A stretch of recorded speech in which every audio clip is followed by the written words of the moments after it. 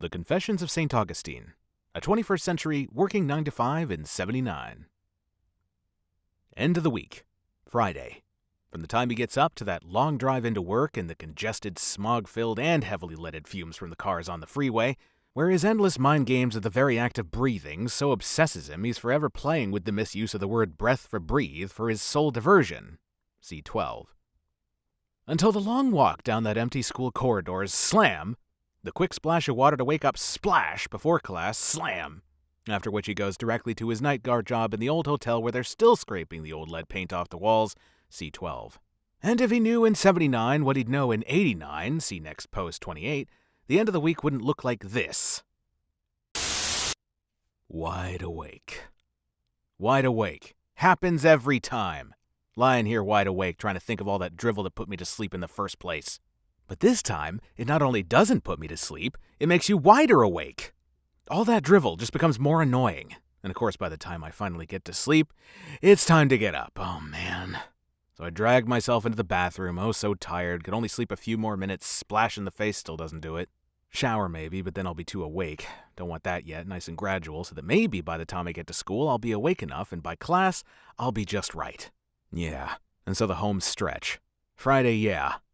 Bumper to bumper, sucking up what could be my lead threshold via all these exhaust fumes, can barely see the mountains off in the distance, sun so hot in the hazy morning, smog eyes, burning nose, clogged up. I could choke to death on this stuff before the lead even got to my brain or liver or wherever it goes first. Yeah, the liver. And what gets by there? To the brain. Yeah, screw up old Schmidt's thinker for good this time. If I don't get it from work or my wife's cooking, I get it just breathing. The very act of living kills you. What an irony. Breathing, eating, working, all direct threats. I mean, what's left? Slam. Splash. Water, yeah, that's not only got enough lead from exhaust fume runoff, etc., but all sorts of cancer-causing agents, which I don't really care about, 8:50 in the morning. Splash. With a room full of semi-illiterates to look forward to. At least I'd still die intelligently. I mean, your rear end may drop off from unchecked cancer, but your head's still up there more or less intact, and from that point on, you don't have a whole lot of time left anyway, what with no rear end and all, like losing the back end of a ship. Slam. Just a matter of time. Clang. Yeah, just a matter of time in any event, I suppose. Slam. Huh? Well, you just read it. What did it say? And he looks at it again, like understanding it wasn't part of the deal. But it was hopeless. So I grabbed the book and rephrased it for them. Can you think without words? Yeah? Yeah? I can think. Without words. Words? Yeah, words. What about them? Can you think without words? Yeah. Yeah, what? Yeah, I can think. Without words. Words? Yeah, words! What about them? Can you think without words? Yeah.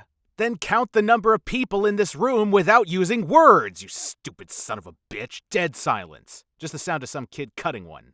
Some kid cutting one, right here in mixed company. I'm listening to some kid cutting one right here in mixed company. I'm listening to... Oh, Lord, and I thought I had troubles before. Oh, Lord, it couldn't have been in the locker room, where these idiots do it on purpose anyway, to get a rise out of anybody who will laugh, but here, where it sounds like a sheet being ripped over the school PA system and you just want to cringe, but are forced to laugh, or rather try so desperately hard not to. Oh, please, don't even snicker. I mean, in the locker room, Johnson, you're rotten. But here, where everyone's absolutely mortified and all you're hearing is stifled coughs trying to continue on, oh, Lord. Slam. Splash. To what? Splash. To what's it all about? I mean, why? Why? Splash. Why anything while waiting for the air to clear after some slobs cut one? Splash. And I should have been a scholar. Or an artist. Well, all these idiots care about is who did it. Blaming everyone else so they won't be suspected. Meanwhile, Johnson's still trying to count past one, Lord. Oh, what's the use? It's a part of my life. Take them on a 5-hour basketball trip, and what's the first thing they do, right? The whole 5 hours, screaming and yelling, rolling the windows down again while old moose cannons just let one go for the 100th time now.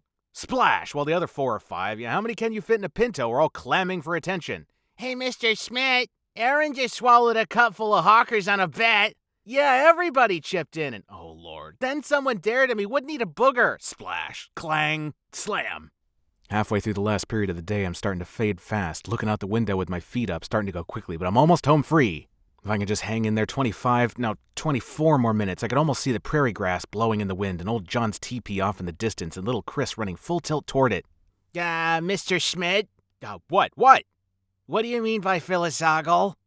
That's part of the quiz, John. Oh. Philosophical.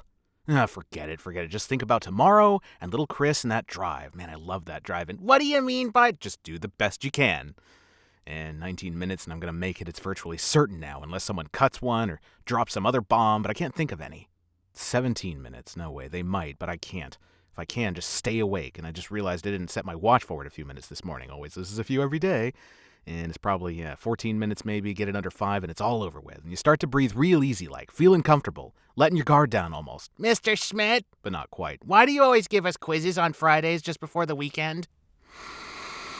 Just do the best you can. 11 minutes, 11 comes 7. I can live with 7 because that's only 2 away from 5, which... But I mean, you always give us quizzes at the end of the week. Just do the best you can, all right? And 10 more minutes. Just finish your quiz, and 10 more minutes, and it's going so slow all of a sudden. I mean, there could be a major outbreak between now and the next 5, and I can't believe I've still got all that time to go. My watch may be stopped. But no, the second hand's still moving, and little Eddie Turnbuckle, who always wears those huge quartz digitals that tell everything but your date of death, has the most accurate watch in the Western Hemisphere, if I can only sneak a look without getting into another conversation, but I can't see it from this angle, and another minute's gone by. And maybe it's really only 7 more, 2 more in the danger zone. If I could only make myself get up here, I'll just sinking farther and farther, Lord, down into this chair. 6 more minutes, Lord. Gotta get up, Lord, or I'll never make it, Lord. Feel like I'm passing out. Mr. Schmidt! Mr. Schmidt! As I leaped up to my feet, there's a bug crawling up Iris's sweater! All right, hold it down. And then pandemonium. The guys are all screaming while the girls are doing it for real. While I stagger back to see this rubber bug the size of an iguana stuck on the back of Iris's sweater while the guys are squealing with delight. So what do I do now, Lord? Just let it run its course? Try and act cool, which I'm not, and hope it dies down before the principal charges in along with half the teachers in the school, or go teach in that college, because who needs this crap? Well, I grabbed that thing by the tail, swung it over my head, screaming like it put the sting of death in me. Take that, you little suckers! And threw it down so hard it bounced right back over their heads again while they're all screaming and ducking, scattering out of the way, and I got to the hotel around 4:30, slam! Grabbed my chair and dragged it over to the window, blump, and sat down. Yeah, then put my feet up on the windowsill, blam, and put my head back. Yeah!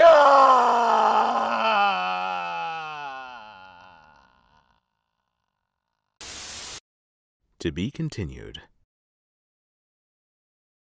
The Confessions of St. Augustine. Now available on Amazon.com.